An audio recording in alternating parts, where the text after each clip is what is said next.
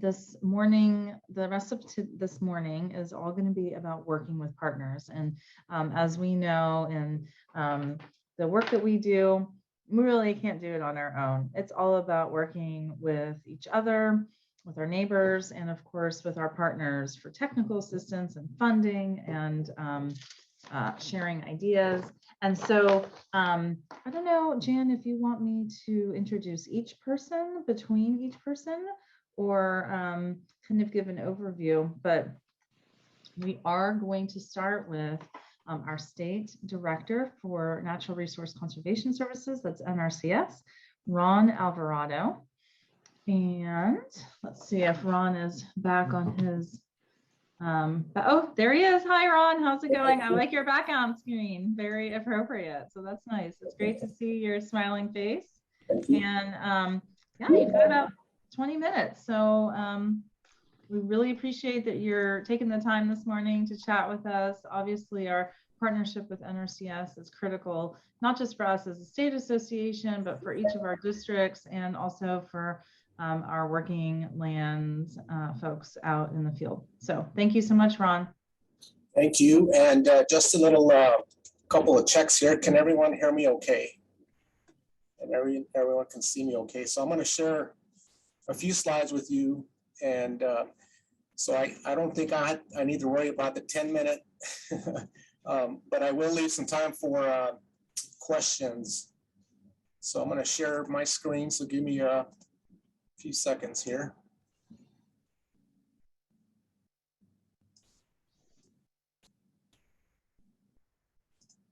Can everyone see that?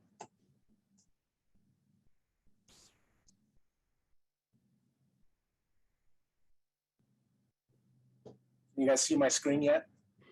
We can see, but we're not seeing the individual pictures. We're seeing all of them on the side. Yeah, this is the first step. So I'm going to continue here. Great.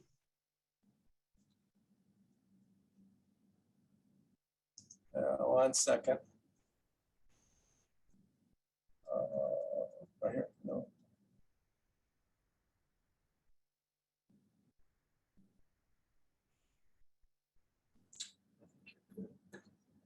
Okay, well, I have it right here.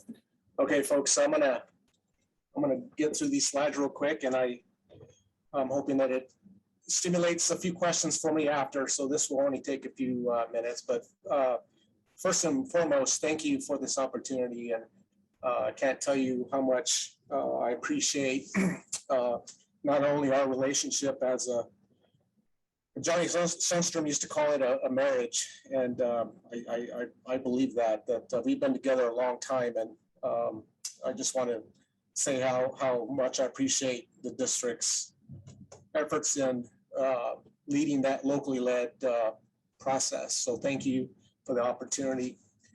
Again, I'm going to just run through a few slides and start with our program portfolio. And some of these are going to be familiar to you.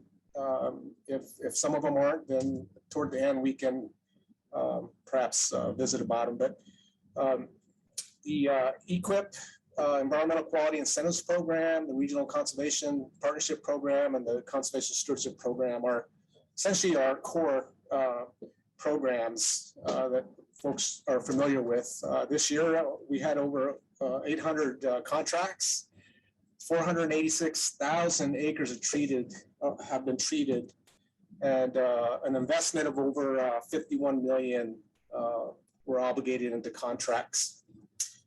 The EQIP program so covers many aspects. It doesn't only cover the ability for someone to come in and sign up for an individual practices, but it also covers our effort in Joint Chiefs Forestry Initiative, the Sagegrass Initiative, the National Water Quality Initiative, the Air Quality Initiative, the Organic Certified Program, the High Tunnel Program, the Conservation Innovation Grant Program, where we set aside annually around $225,000 for entities and individuals to develop innovation and technology for the agency.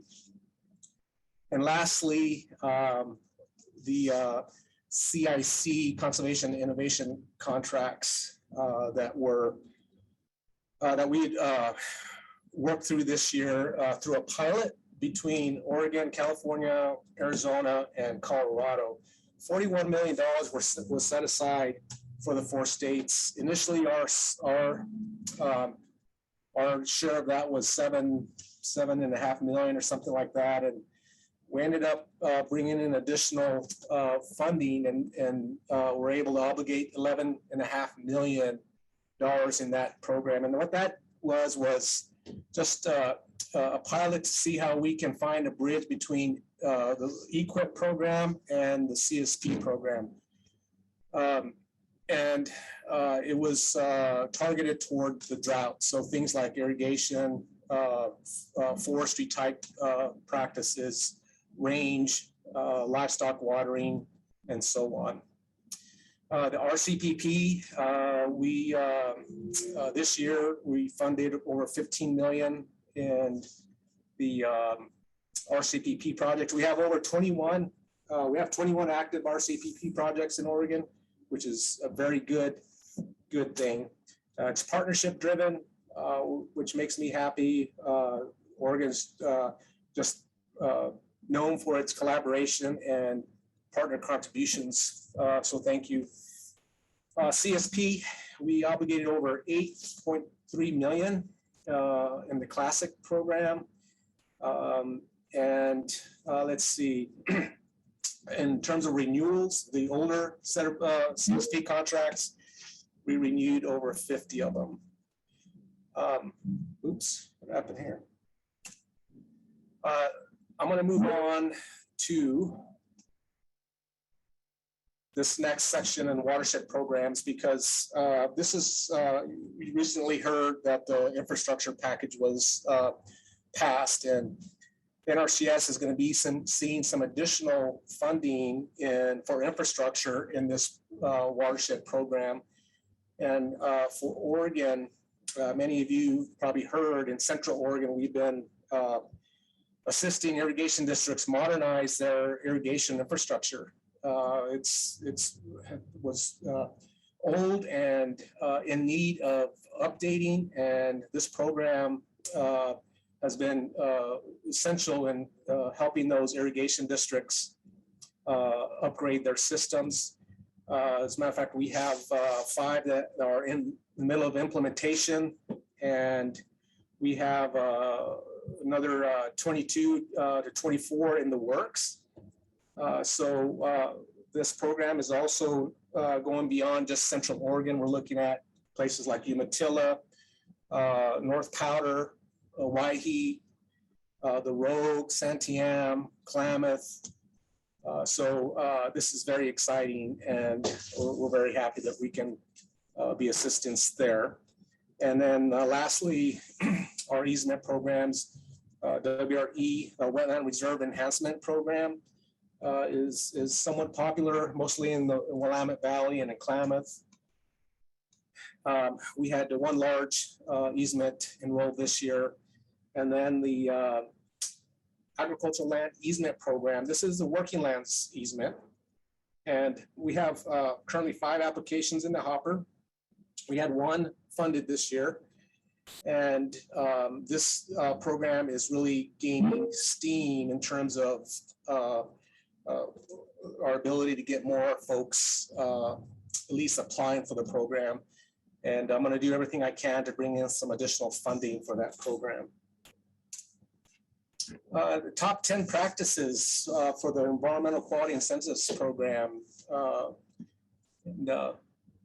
Many of you are probably familiar with some of these, but I'll just name a few: woody residue treatment, brush management, forest stand improvement, irrigation, sprinkler system cover, conservation cover. Many years ago, I'm going to say 10 years ago, fence used to be the #1 practice that we paid for. So this kind of gives you an idea of how we've evolved in terms of, I know that the discussion today was about climate and climate smart practices, but we're starting to see that practice, not that it's not needed and not that it's not important, but you can see other practices becoming a little bit more critical as we face, these long-lasting droughts and other resource issues. And then, very important, are historically underserved support. We had over 300 contracts that were provided to the historically underserved community, totaling $16.5 million. And the way that's broken up is, we target beginning farmers. So 22% of that was for beginning farmers. Almost 10% was targeted towards socially disadvantaged. Veterans were able to sign up 7 veterans. And then lastly, the limited resource producers, 54 contracts there. And then moving on, I know this is a hot topic for everyone, but the NRCS is committed to our role in President Biden's conserving and restoring America the Beautiful. NRCS is actively participating with our local and regional partners as we embrace looking at our conservation mission through a climate lens. Not that we haven't looked at it in that lens before, but I think my expectation is that we're going to be more targeted and more strategic in how we look through that lens while we continue to deliver the full spectrum of the Farm Bill programs and our technical assistance. And that covers the first slide where I covered our portfolio. That's what I referred to there. And then our climate smart response. Again, currently we have in Oregon 87 active conservation implementation strategies. These are our focus and targeted areas throughout the state. 16 are wildfire focused, 12 are forest resilient focused. And this is an area that's near and dear to me because we've evolved over the years with addressing wildfire and forest resilience across the state. The last 2 farm bills, I think we've invested over $23 million in this area. So that's very exciting to me. And then you can see down the next bullet, the $450,000 in wildfire disaster funding. Within a 2-month period, we were able to get on the ground. And for us here in Oregon, and mostly in the West, right, the first priority after a fire is to get that ground covered so we can get some type of cover before the runoff in the spring. And then again, as I mentioned earlier, we're $15 million were awarded to 5 new RCPP projects in 21, a total of 17 active projects in Oregon. And lastly, again, I mentioned this earlier, we have 4 active joint chiefs projects, 2 chiefs projects, Thomas Creek, Buttes to Basins, and then Deschutes, Central Wasco County, and then the Upper Crooked River Restoration. This initiative just really involves Forest Service, Department of Forestry, and others, perhaps even some districts, I believe, across the state. So this is an initiative that we're very competitive for, and every year we seem to be rewarded with 1 or 2 of these a year. And across the country, there's only 15 of these that are funded.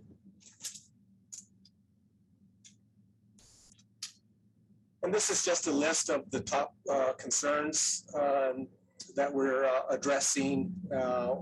It's no secret how diverse Oregon is. And so each county, each district conservationist is empowered to work locally with their districts, their partners, the local work group to develop their priorities and provide a sense of direction on where NRCS can help support how we address these critical resource concerns. So this just kind of gives you an idea of what we're tackling across the state.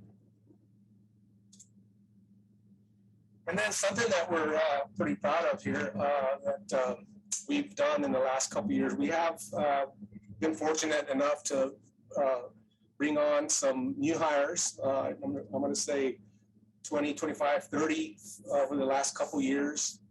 And two of these positions that we brought on are small farms. And I heard Claire ask earlier a question about small farms. And this is an area that NRCS is serious about. So we have two small farms and organic specialist, one stationed in Redmond, named Stephanie Payne, and Stacy Cooper in St. Helens, supporting the West. So this is a new position, but it allows us to spend more time in that space strategically and working closer with these communities. So that's something that we're excited about. I think that was my last slide. I went fast, but again, I wanted to leave time for questions. Thanks, Ron, Ron. we have 2 minutes left and there is a question in the chat for you. Okay, 1 second. Ron, this is Terry, and I can read that question to you. And it's from Nancy Hamilton from our East Multnomah Soil and Water Conservation District. And her question is, does USDA have conservation mission language yet regarding climate lens? At their district, they're working on their strategic plan, and climate is a key tenet of that emerging work. So the question is, does USDA have conservation mission language regarding climate?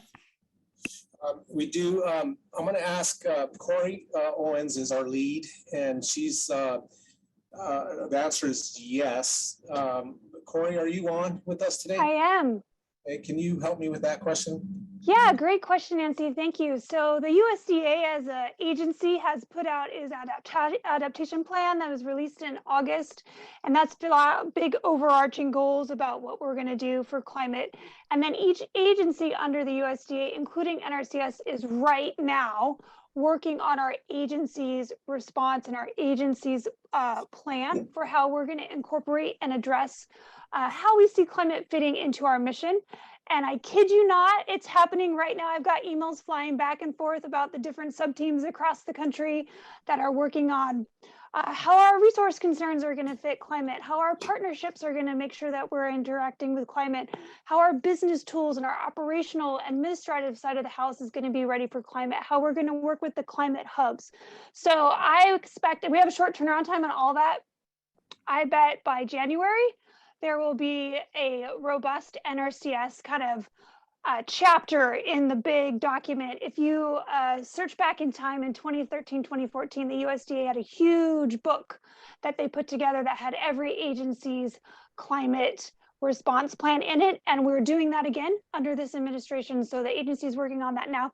It's not going to look too different than what you would expect. So much of what we already do in our mission is climate smart and carbon focused. It's just putting it through that lens and helping to articulate how we are going to continue to address that. So hopefully that helped.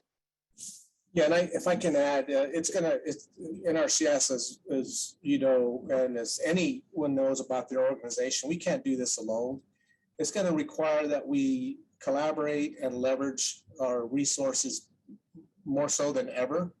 And we're going to even have to be more strategic on how we leverage those resources. We need to do things. If we're going to tackle climate change, we got to do things at a scale that can make an impact out there. And we've come a long way the last 11, 12 years together. And I think as long as we continue down that road, we can show significant gains. Okay, thank you, Ron. Lisa, you are up next. Good morning, everyone. Thank you, Jan and OACD for inviting me to address you. Courtney Schaff is with me also. I'm just going to do just a quick introduction of myself and talk about the new role that I'm in at OWEB. It's different than I think what most of you are used to seeing me in. So I'm Lisa Sharplow Hansen. I am acting as the new executive director at OWEB. I come to OWEB with 25 years of state government experience at the Oregon Department of Agriculture, and the last 16 of that I served as the deputy. there. Many of you know I reside in rural Clackamas County and live on a small farm with my family, and we have a small purebred sheep operation there. So in terms of OWEB, I'm just going to touch at really high level on the work that I've been doing the last 5 weeks while I've been here in this agency. I spent the first couple of weeks getting to know the staff and meeting with them one-on-one. I've met with some of the partners. I've spent time with our board. We had a board meeting a week ago. And then just trying to get to know the business of OWEB. In the next couple of weeks, as I look forward, more in terms of board prep for our next board meeting, and then getting out and getting to see some of the projects and the great work on the ground that's done with the OWEB funding in partnership with many of you. And so hopefully I'll get a chance to meet with some of you as I get out and about the state as things begin to open up a little more as well. A couple of things that I would mention going on at OWEB, and then I'll kick it over to Courtney.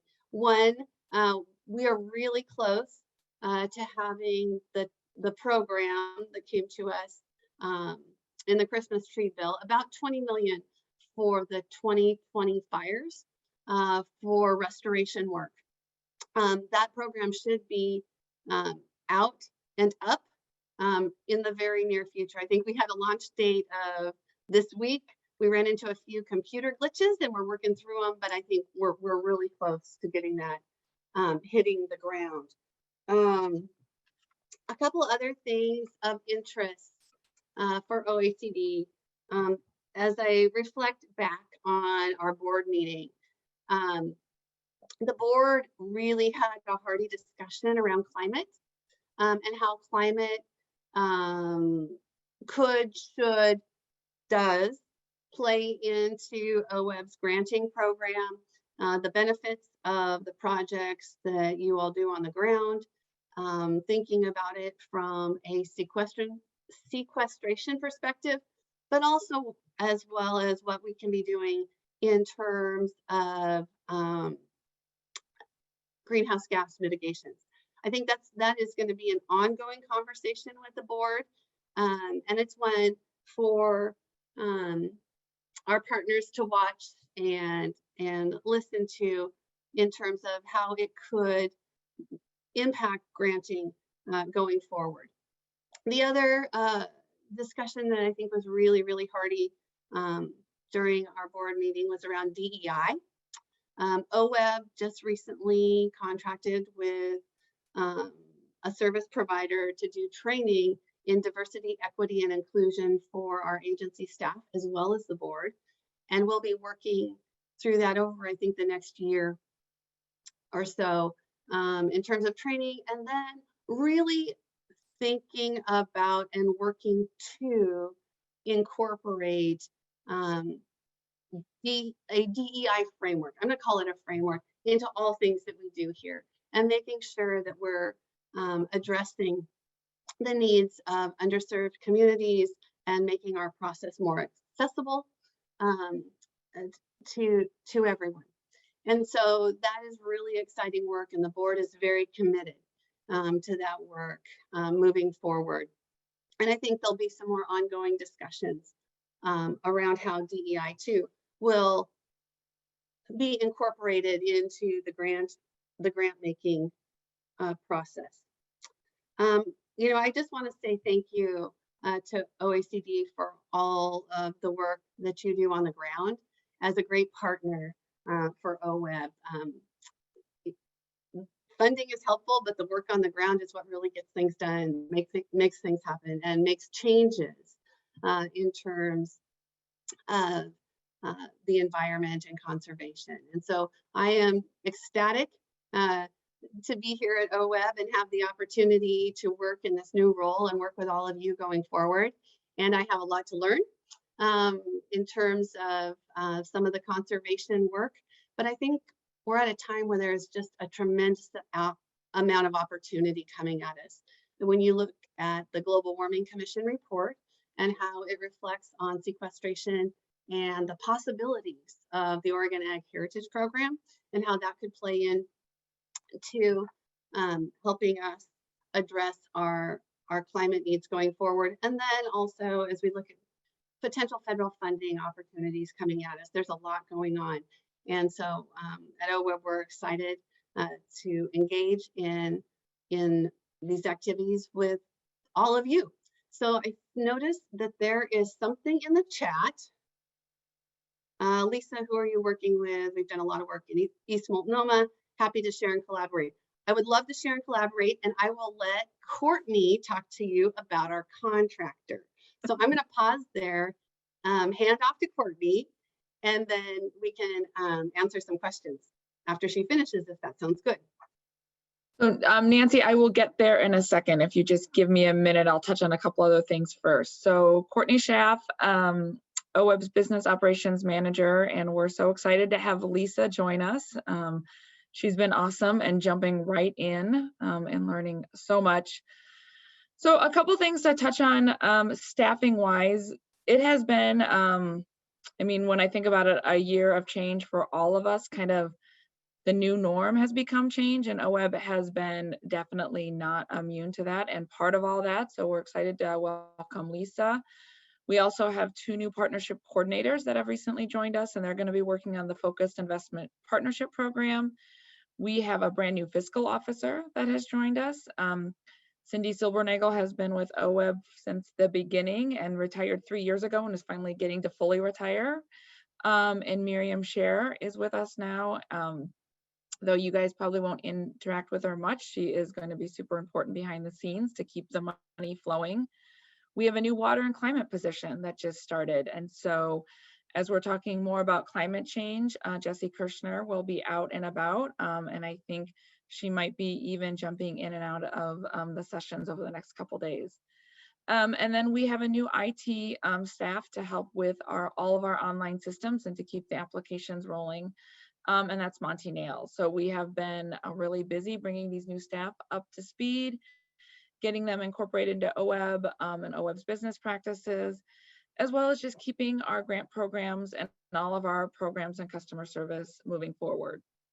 So on the grant side of things, we did just, as Lisa mentioned, have a board meeting and awarded both acquisition as well as open solicitation grants. And last week, we just received applications again for open solicitation, and those are going to be awarded in April of 2022. Many of you I know have been historically involved in OWEB's small grant program and probably felt some of the excitement and nervousness as we went into this biennium with that program going online and joining the rest of our online applications. It was a huge lift by local partners that did the testing as well as OWEB staff, and it's been just exciting to see that program join within our online systems. Another big point of conversation going on at OWEB right now is we're getting ready for the next round of focused investment partnerships. So we just finished the consultations on our FIP program, and those applications are due in January, and the OWEB board will award the 3rd cohort of FIPs in July 2022. So as a reminder, the Focused Investment Partnership Program can provide up to 6 years of funding and up to $12 million over those 6 years for high-performing partnerships to implement their strategic action plans. And for this biennium, the OWEB board has allocated $10 million for that 3rd cohort of FIPs. And so that'll be part of our July 2022 board action. Lisa mentioned the fire grants, the general funded fire grants. The other point to point out is that the OWEB board did allocate again emergency fire response funding for the 2021 fires, and those grants are out there right now, taking the same approach as we did in 2020 in response to the fires that happened Labor Day weekend. So if you're located in one of those fire impacted areas, encourage you to go to our website and look for additional information. And I want to touch on our website. In our remote world, electronic world, where we've gotten away from in-person trainings and we're doing these amazing virtual conferences, OWEB staff have worked really hard to put together short videos and other information on our website so grantees can go there and get quick information. And some of the most frequently pieces of information are how to do payment requests, how to do photo points. My office thinks I'm dead. And so I really encourage everyone, as you're wanting to figure out what's going on at OWEB, look for webinars and short videos, visit our website for lots of information. Lisa touched on climate, and I did want to touch a little bit more on DEI. We have hired Eco Northwest as our consultant. So we're going to be doing training with them, the equity framework, an equity statement, and then really looking at who are our grantees and who are we missing and how we can better serve all Oregonians. And kind of as a kickoff to some of this work, we had an amazing presentation at our last board meeting by 2 grantees that have done a lot of DEI work within their organizations and are starting to take that and incorporate that work into OWEB's applications, both stakeholder engagement and technical assistance, as well as restoration, and thinking about how to incorporate different outreach techniques, thinking about translation services. How do we pay for participation if we're wanting community members to engage? And how we're incorporating traditional ecological knowledge into our restoration techniques. So I really recommend folks listen to the short presentation. It was on day 2 and it was just really well done. Before we move to questions, I want to touch on one thing that I've been thinking about a lot lately in our remote world, and it's about storytelling. So we're all surrounded by the stories of the communities we're working in and the projects we're doing. And none of us are we're all trained, most of us, in natural resources and not necessarily so much in public relations and tooting our own horn. And OWEB has started to do a better job of, through telling the restoration story grants, of getting those stories out, capturing them, creating videos, story maps, fact sheets. And we now have about 8 different telling the restoration story grants on our website that are really starting to tell the amazing work of the conservation actions that are happening on the ground that all of you are doing and that we get to just help facilitate happening through our funding sources.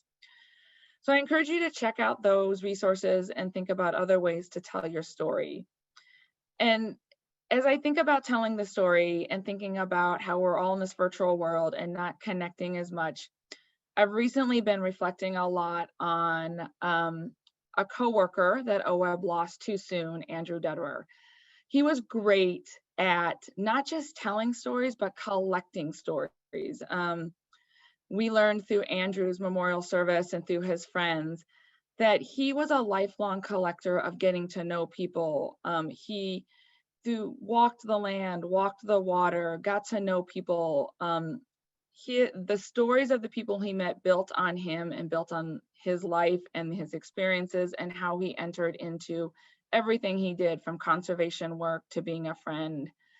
So I just would encourage all of us to not just interact with each other, but to hear each other's stories, collect the stories around us and help them build on us all to be better at engaging each other in our conservation actions, better at engaging with the landowners we work with, and better stewards of the land that we're all working to conserve here in Oregon. So I will stop there and see if anyone has any questions for Lisa or I. Thank you, Audrey, for posting the link in the chat box.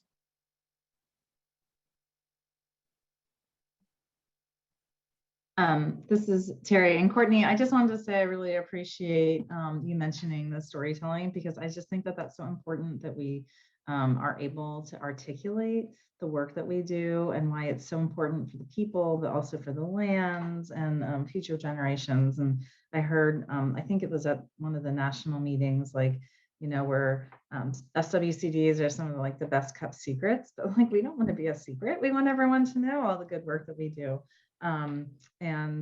So I really appreciate that. Thank you. Thanks, And we Terry. do have, we have a couple more minutes for folks. And also I want to welcome Lisa to OWEB and your new position. We're really excited to have you there. So Yeah, so we have time for at least one, if not two more questions. I think I would just touch on, and maybe it's putting a period at the end of the sentence around telling the story. As I am looking, forward into what I'm going to do and have opportunities to do with the staff here at OWEB, I'm starting to think about what we might consider for a budget ask for the next legislative session. I know it seems like we just finished one, but it's time to start thinking about the next one. And one of the places I've been having quite a bit of discussion with staff is around the potential for seeking out a public information officer, and really someone who can focus on telling the story, helping to market the work of OWEB and our partners, and thinking about it in how we might use social media to help leverage, that reach, and bring more of it out in the open so people see the great work that you all are doing and contributing to Oregon. So we're just starting to noodle on that, and I think it comes up about every other staff meeting. Courtney's going to say I sound like a broken record when I'm thinking about it, because it's one of the things that struck me early on when I came over to OWEB, in terms of just being able to talk about the great work that is done on the ground.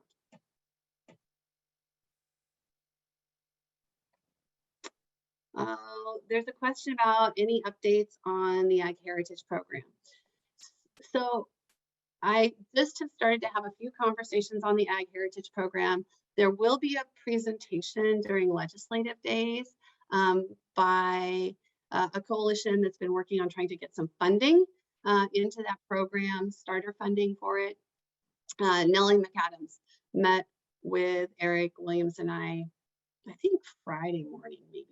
It was very recently. And so I think there's ongoing interest in trying to bring some money in and be able to leverage that along with the federal dollars that Ron spoke to with the federal program, and then thinking about how we use conservation easements, working lands in terms of sequestration. I really think that the report from the Global Warming Commission, again, puts a lot of focus on the opportunities of using working lands to help address many of the climate challenges that we have.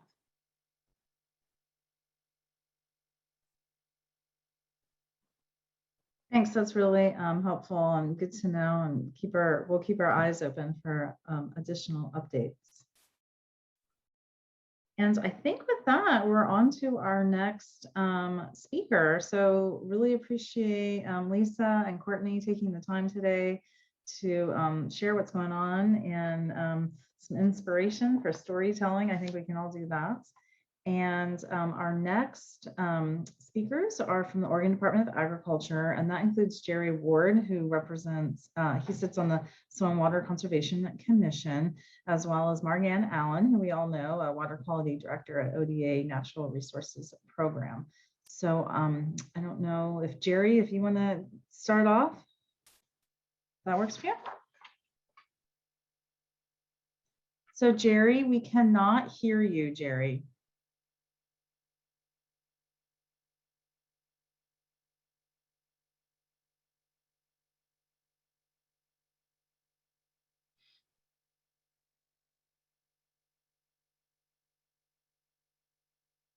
Looks like you're connecting to audio now, so we'll let that connect.